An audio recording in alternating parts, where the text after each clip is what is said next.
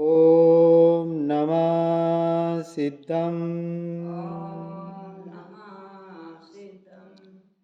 ओम सजात्म स्वरूप परम गुरु शुद्ध चैतन्य स्वामी ने नमः।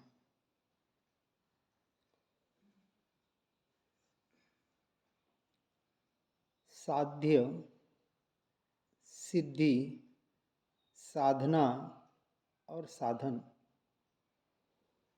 इसके ऊपर हम चर्चा प्रारंभ करेंगे। पहले तो साध्य का लक्ष्य करना। जीवन में जब तक ध्येय नहीं होगा वह जीव आगे बढ़ नहीं पाएगा। लक्ष्य की, ध्येय की यथार्थ रूप से समझ नहीं होगी तब तक पूर्णत्व को प्राप्त नहीं कर पाएगा। दो बात। ध्येय अर्थात लक्ष्य जनरली जो मोक्ष मार्ग में अर्थात धर्म मार्ग में यूं कहें आगे बढ़ना चाहते हैं, कोई दीक्षा लेता है, कोई व्रत प्रतिमा आदि पालता है, कोई स्वाध्याय सत्संग से जुड़ता है, ज़्यादा से ज़्यादा समझने का प्रयास करता है, जो भी व्यवहार से करता है, लक्ष्य बनाया मोक्ष की प्राप्ति, मुक्ति। लेकिन लक्ष्य का, उस ध्येय का यथार्थ स्वरूप पता न हो तो वह जीव अधूरे में अटक कर भटक जाता है। इसलिए जिस ध्येय को हमें प्राप्त करना है उस ध्येय की भी यथार्थ जानकारी, समझ हमें देव गुरु शास्त्रों के माध्यम से लेनी चाहिए। क्योंकि अभी हमारे पास आधार यही है, परमात्मा तो है नहीं। और सद्गुरु किसको कहें, सभी सद्गुरु बन बैठे हैं, कोई अपने आप को कुगुरु तो कहेगा नहीं।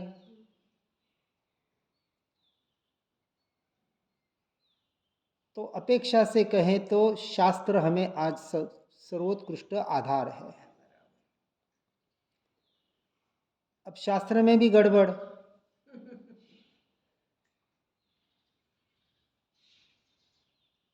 चलो पुण्य के उदय से, क्योंकि उसमें भी पुण्य चाहिए। आपको कौन से संयोग मिलते हैं, कौन से शास्त्र आपके हाथ में लगते हैं, किस अपेक्षा से लगते हैं, कौन से कुल जाति आदि में हमारा जन्म, उस जीव का जन्म हुआ, तो इसके लिए भी सारा पुण्य जो पूर्व भवों का जीव ने संचित कर्म जो साथ में लाया है। तो अब यूं समझें, औरों की बात छोड़ें, अपनी बात करें कि महापुण्य के उदय से हमें यथार्थ ध्येय का स्वरूप सद्गुरु के माध्यम से, सतशास्त्र के माध्यम से सुनने को, समझने को मिल रहा है। अब कहेंगे इसका प्रमाण क्या कि यही सत है। अब उसमें भी दो भेद। एक तो जो परंपरा से सुन रहे, पढ़ रहे हैं, पुण्य के उदय से इस मार्ग में आ गए, ऐसे शास्त्र आ गए और ठीक है, हमारे गुरुवर है, हमने इस कुल में, इस जाति में यहाँ जन्म लिया है तो यही हमारा धर्म है। उन्हें भी सत्य तो मिला है, लेकिन उस सत्य का जो अर्क बताए जाते हैं ना, अर्क यानी निचोड़, और यथार्थ समझ प्राप्त करने का जो पुण्य चाहिए वो शायद बहुत विरलों को मिलता है। इसमें भी आग्रह इतने दृढ़ हो जाते हैं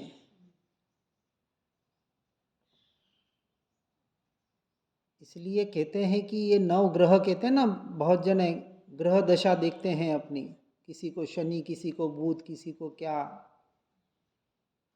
ज्ञानी पुरुष कहते हैं ग्रह बेचारे क्या करें, कोई ग्रह किसी को नड़ता नहीं है। हमारे जो आग्रह है ना, मताग्रह, हठाग्रह, दुराग्रह, परिग्रह और सत्याग्रह आदि, कि जीव अपने सिर्फ बाहर के क्षेपशम के आधार पर या मात्र कुल परंपरा के आधार पर अपना एक आग्रह बनाता है। देखना जनरल हम इस समाज में, संसार में देख रहे हैं, और जो जितना ज़्यादा घुमा है उसको ज़्यादा अनुभव है। तो कुल परंपरा से जो प्राप्त हुआ और उसी का आग्रह भी लेके बैठे, चाहे वो 100% सत्य भी क्यों ना हो, तो वो आग्रह दुराग्रह में जाता है।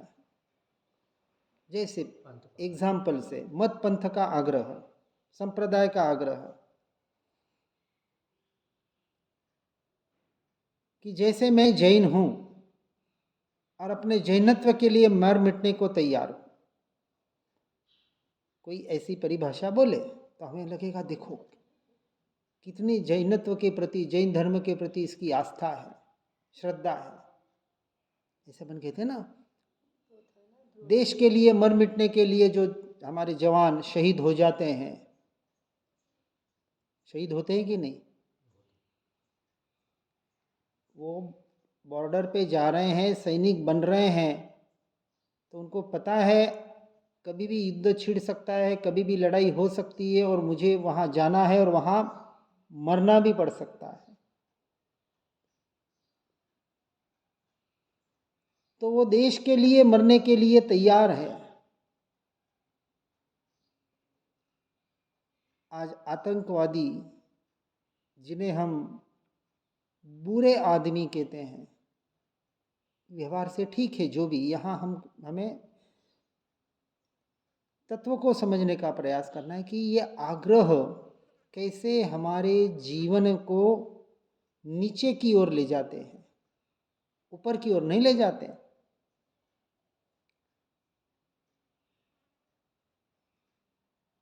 एक जीव में संपर्क में ऐसी चर्चा चल रही थी, बच्चों की, यहाँ बात बता रहा हूँ, द्रोणागिरी की नहीं, अहमदाबाद की एक बात बता रहा हूँ। बच्चों के एक क्लास लेने गया था, बताते बताते बात ऐसी ही निकली, तो एक बच्चे ने कहा हमारे महाराज साहब को कोई कुछ भी कर ले तो हम उसे छोड़ेंगे नहीं, यानी कुछ भी कर सकते हैं। अब उस बच्चे को धर्म का पता नहीं है कुछ भी, लेकिन उसके माइंड में, उसके दिमाग में ये घुसा भर दिया गया है कि धर्म के नाम पर कुछ भी हो जाए, प्राण भी निकल जाए। ये आग्रह आज हमें अच्छा लग रहा है क्योंकि वो जैन है, हमारा बच्चा है। कल वही बच्चा मुसलमान के यहाँ पैदा हो सकता है कि नहीं? वो जीव, बच्चा है ना, वो जीव, आत्मा। जब हम कह रहे हैं कि 84 लाख योनियों में, हर जाति में, हर कुल में, हर परंपरा में, हर योनि में, जहाँ भी ऐसे 14 राजलोक में कोई जगह नहीं है जहाँ इस जीव ने पर्याय से जन्म मरण नहीं किया है ना। अब उसका आग्रह कि मैं जैन इसलिए मैं उसको नहीं छोड़ूंगा। कल मुसलमान में गया, वो संस्कार क्या लेके गया, अब वहां कौन बना वो, मैं मुसलमान। आज आतंकवादी को भी धर्म के नाम पर लड़ाया जाता है, मुसलमानों में ज्यादातर है ना। तो अपने को भले वो आतंकी दिख रहे हैं, लेकिन यदि इस दृष्टि से देखें तो वो पक्के धर्मी है व्यवहार की अपेक्षा से। जिसे हम, ये मैंने उदाहरण दिया, कट्टरपंथी, वो अपने धर्म के लिए मर मिट रहा है, मार रहा है और मरने को तैयार है, क्योंकि उन्हें शिक्षण ही वही दिया जाता है, तुम्हें जन्नत मिलेगी। हम कह रहे हैं आप ये करो आपको मोक्ष मिलेगा, वो मोक्ष को जन्नत कहते, कोई स्वर्ग को मोक्ष कहते, अपनी अपनी मान्यता। पर अपने लोग कोई ऐसा करने को तैयार नहीं है। कहने का अर्थ है समझना कि ये आग्रह जब तक सत्य, अपनी चर्चा चली ध्येय से, ध्येय की जब तक यथार्थ समझ नहीं होगी वह जीव बीच में अटक कर भटक जाएगा। ऐसा ही तो सारे संसार में भटकना हो रहा है आज धर्म के नाम पर। यहाँ से हमें बचना है। किसे बचना है? मुझे बचना है। हमें भी कोई बचे नहीं बचे, मुझे मेरी सावधानी रखनी है, सीधी सी बात। तो साध्य, अब चलो मोक्ष का लक्ष्य हो गया कि हमें मोक्ष ही चाहिए, लेकिन मोक्ष के स्वरूप को समझना पड़ेगा। कौन से मार्ग से मोक्ष मिलेगा? तो उसको 4 अनुयोगों के द्वारा हमारे महापुरुषों ने उसको एक संकलित करके हमारे सामने परोसा है। प्रथमानुयोग, कर्णानुयोग, चरणानुयोग और द्रव्यानुयोग। चारों का बराबर समन्वय जब तक नहीं बिठा पाएंगे, कौन से गुणस्थानक में किस अनुयोग को कौन सा नियम लागू होता है, कहाँ क्या करना है, अभी मेरी अवस्था क्या है और मैं क्या कर रहा हूँ, मुझे क्या करना है, इसकी यथार्थ जब तक समझ नहीं होगी तब तक कहीं ना कहीं एक ही चीज को लेके बैठ के वह जीव वहीं अटक जाएगा। या तो व्यवहाराभासी बन जाएगा, या निश्चयाभासी बन जाएगा, या उभयाभासी बन जाएगा। कब तक? जब तक यथार्थ समझ नहीं है तब तक। तो यथार्थ समझ करके मोक्ष के स्वरूप को, अपने ध्येय को, अपने लक्ष्य को बराबर टंटोलना है। बहुत गहरा चिंतन है ये। सीधे लोग बिना समझ के चलने लग जाते हैं। देखो, चलने का नाम चारित्र है।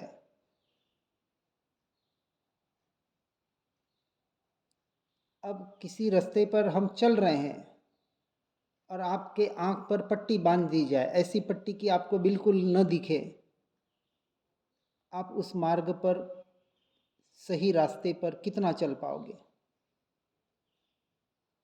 भटक जाएंगे, ज़्यादा नहीं चल पाएंगे। 99.99% लोग भटक जाएंगे। अब किसी को बिल्कुल आदत हो रास्ते पे चलने की, उसने नापा तोला हो, ऐसी बात नहीं, जनरल बात बता रहे कि किसी नई जगह ले गए, पट्टी बांध दी और बोला आप चल, आधा किलोमीटर तक बिल्कुल तुझे उस स्थान पे पहुंचना है, और ऐसा पूरा खुला मैदान है, वो नहीं पहुंच पाएगा। चलने का नाम चारित्र है और खुली आंखों से चलने का नाम सम्यक दर्शन है। तो पहले आंख खोलनी है कि पहले चलना है? क्या करना है? पहले आंख खुली होगी तो वो सही दिशा में, सही मार्ग पर चल पाएगा। या आंख खोलने का नाम है सम्यक दर्शन और चलने का नाम है सम्यक चारित्र। अब जीव चारित्र तो अपना लेते हैं और सम्यक दर्शन का पता नहीं है।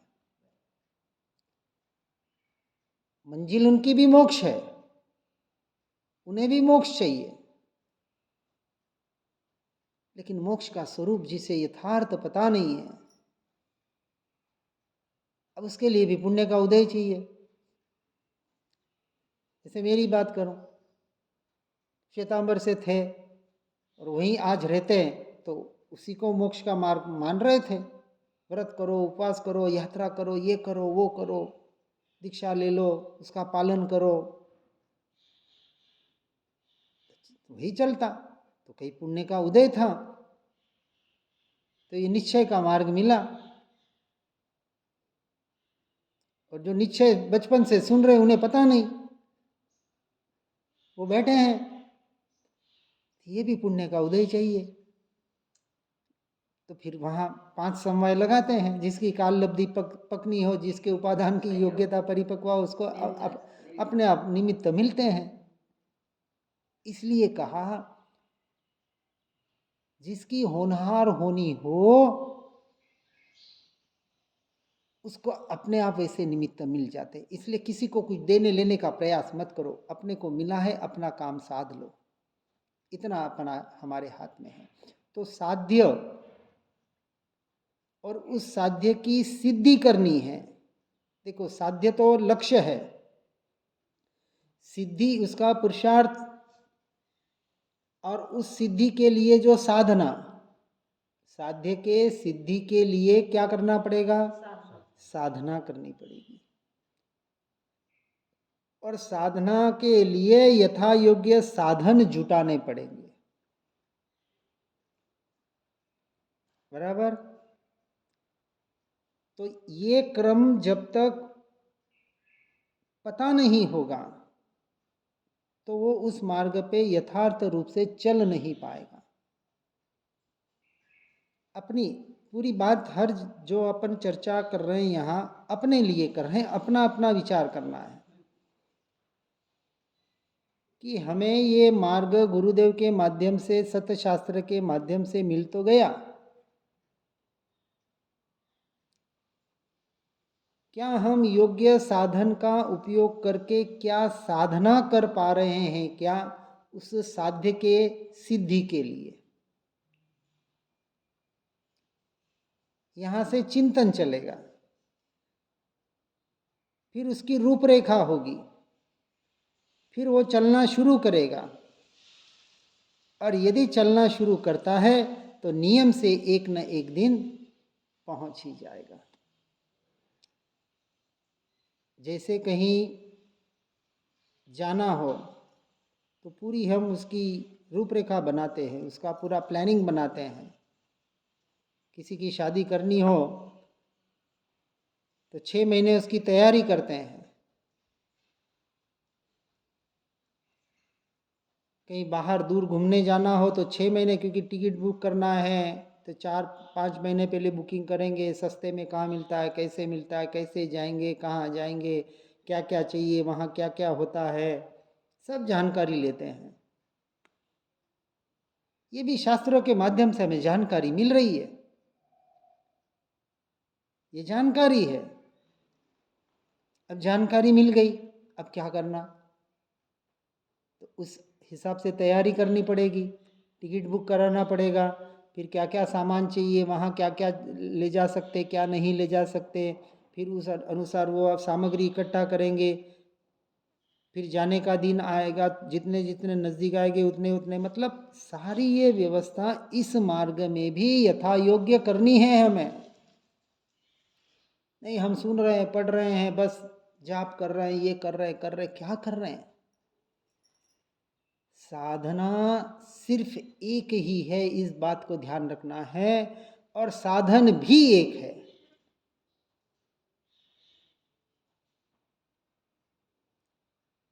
मोक्ष की सिद्धि अर्थात अपने स्वरूप की, स्वभाव की, आत्मा की सिद्धि। तो साध्य कहाँ है? जिसे मोक्ष चाहिए उसे अपने आत्मा को लक्ष्य बनाना पड़ेगा, पहली बात। अब आत्मा की सिद्धि करनी है, आत्मा है लेकिन अभी पर्याय में हमारे प्रकट नहीं हुआ है।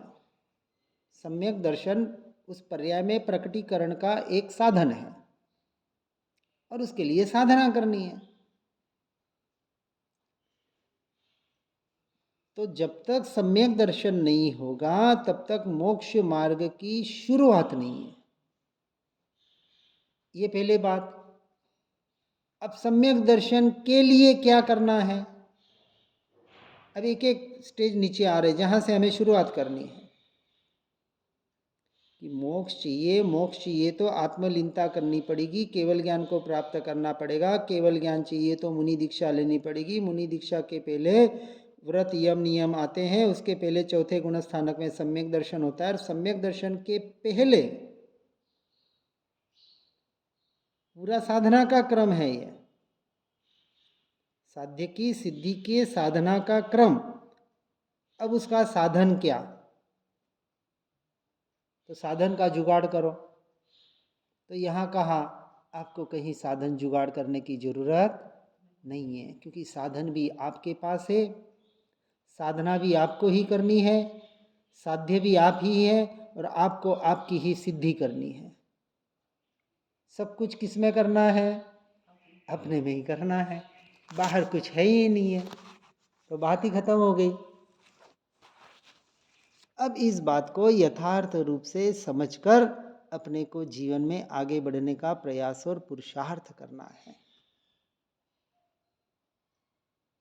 अब साधन एक, और उस साधन का नाम है ज्ञान स्वभाव।